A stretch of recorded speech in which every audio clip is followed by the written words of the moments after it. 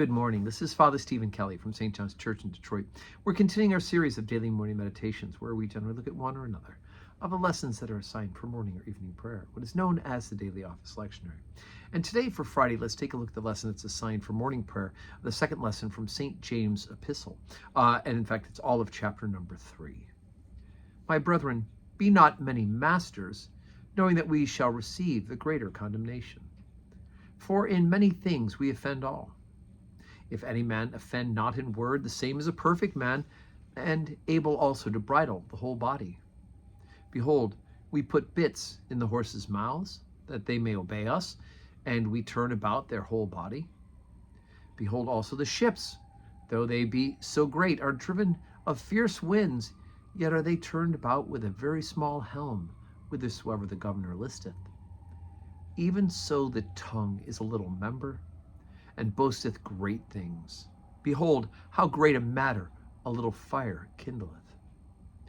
And the tongue is a fire, a world of iniquity. So is the tongue among our members, that it defileth the whole body, and setteth on fire the course of nature, and it is set on fire of hell.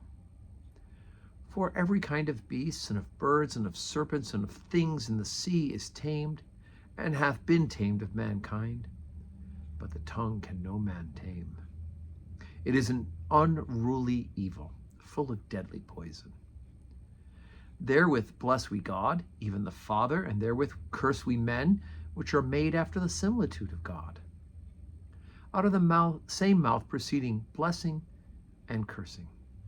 My brethren, these things ought not so to be. Doth a fountain send forth at the same place sweet water and bitter?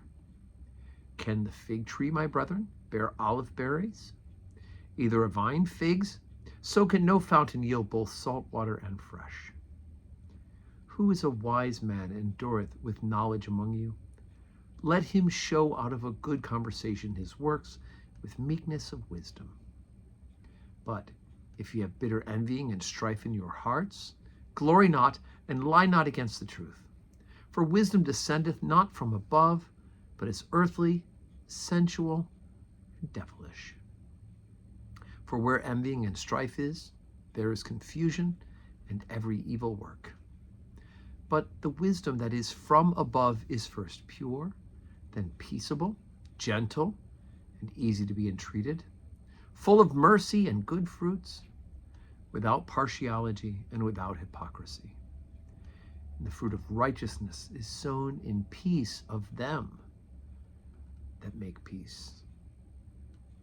Okay, so we talked the other day about when Jesus talked about how things, it's not the things that go into the mouth that defile the man, but the things that come out of the mouth. And he talked about envyings and strife and all of those sort of things. Well, here St. James is building on the same matter. The reality is that your tongue can cause a lot of trouble. Just as a small rudder on a ship can direct a large ship, or the bridle in the mouth of a horse, right, can turn the horse, a very large creature, one way or another. So it is our tongue can set the course of whether we are good and righteous or whether we are being evil and backbiting. All of that happens with the tongue. So it is so vitally important for us to guard our speech, to actually try to have our hearts converted so that what comes out of our mouth isn't at first to be jealousy or wrath or anger or backbiting and gossiping. Right? All those things come through the tongue.